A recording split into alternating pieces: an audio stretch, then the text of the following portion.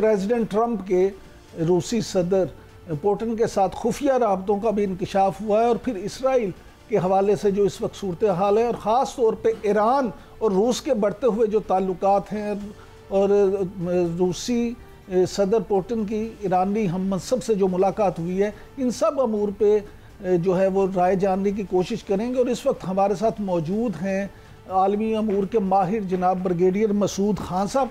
Thank you very much brigadier साहब, आपने मौका दिया। तो सबसे पहले ये फरमाइएगा कि ईरानी सदर की रूसी हम मनसब से जो मुलाकात हुई और जो अहम इश्यूज डिस्कस हुए, इस आलमी मंजरनामे में बड़ी अहमियत दी जा रही है। तो आप क्या समझते हैं कि अगर ये मामला तो मज़ीद आगे बढ़े तो इसके क्या नताइज निकलेंगे? जी बहुत शुक्रिया इमरान साहब। देखिए मेरे ख्याल में ये एक मैसेज है अमेरिका के लिए और बाकी ममालिक के लिए कि ये रशिया हमारे साथ है, और जिस तरह हमने रिसेंटली देखा है जिस तरह इनके ताल्लुकात ईरान और रशिया के डेवलप हुए हैं, और देखे ख़ास तौर पे यूक्रेन की लड़ाई में ईरान की तरफ से ड्रोन्स और जो बाकी जो एमिनेशन जा रहा है, तो वो बड़ी मदद की है ईरान ने रशिया की, और तो ख़ास तौर पर ड्रोन्स के हिसाब से।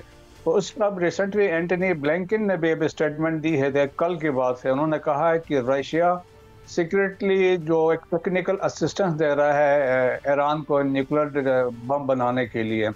तो मेरा ख्याल में एक सीरियस उस तरह के से डेवलपमेंट है। वैसे भी देखें रीजन में सब बंदी तो पहले से हो चुकी है। मिडल ईस्ट पर हम जब देखते हैं रशिया, चाइना और ईरान और ये बाकी एक तरफ है, बाकी ममालिक दूसरी तरफ है।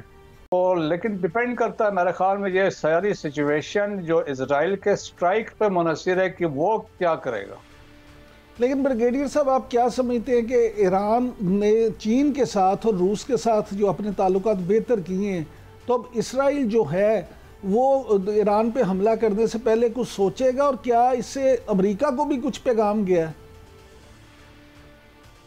देखें जी, पैगाम तो सबके लिए था, लेकिन इजराइल सोचेगा नहीं। इजराइल ने तो अमेरिका का जो जितना उन्होंने प्रेशराइज करने की कोशिश की उनकी भी नहीं सुनी है। मसला भी इजराइल के लिए ये है कि उन्होंने ये एक मैसेज कन्वे कर दिया कि हम अपने बलबूते पे ये कर सकते हैं। 2022 में इजराइल ने मेडिटेरेनियन सी के ऊपर एक एक्सरसाइज की थी, और इसमें उन्होंने कोशिश की थी कि एयर में रिफ्यूल खुद कर सके। उन्होंने एक बोइंग 707 को यूज़ किया था और अपने जहाज उन्होंने फ्लाई किया, और उन्होंने मैसेज ईरान को भी दिया, अमेरिका को भी दिया है कि हम ये कर सकते हैं।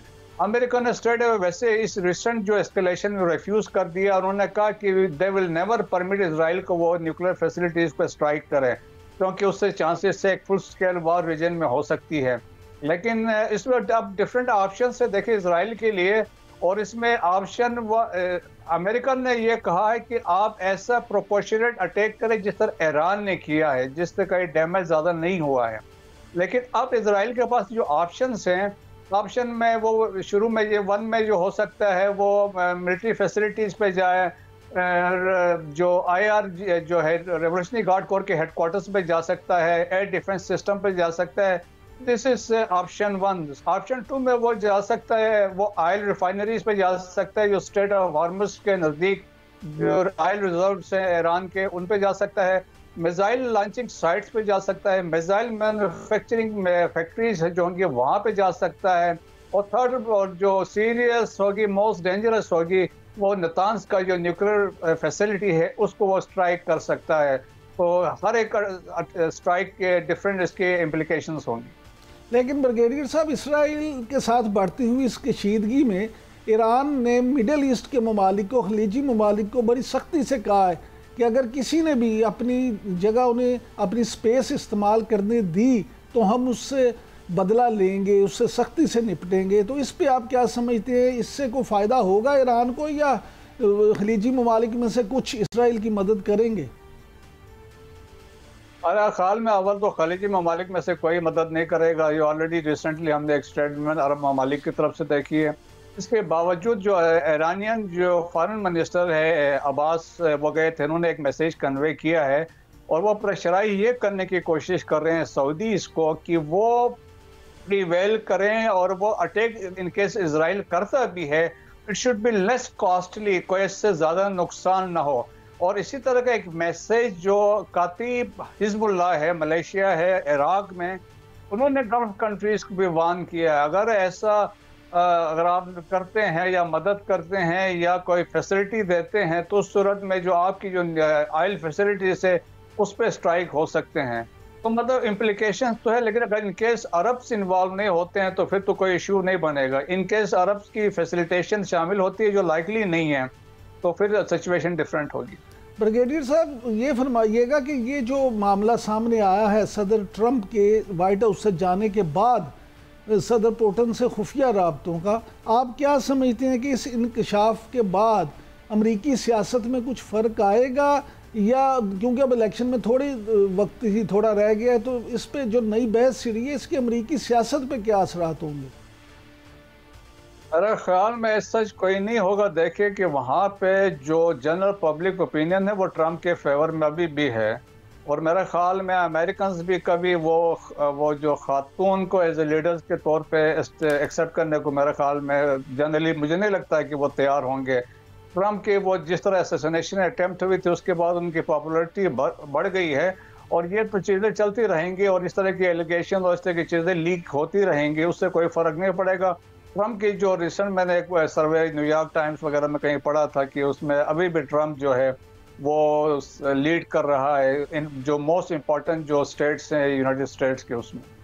अमरीकी जो हैं इंतखाबात, इसमें पिछली दफ़ा भी रूसी मुदाखलत का इंकशाफ हुआ था, तो क्या आप समझते हैं कि वाकई ही इस तरह की मुदाखलत रूस कर सकता है, और इससे अगर ऐसा बात ये सच है तो फिर ट्रंप को कुछ असर पड़ेगा इससे?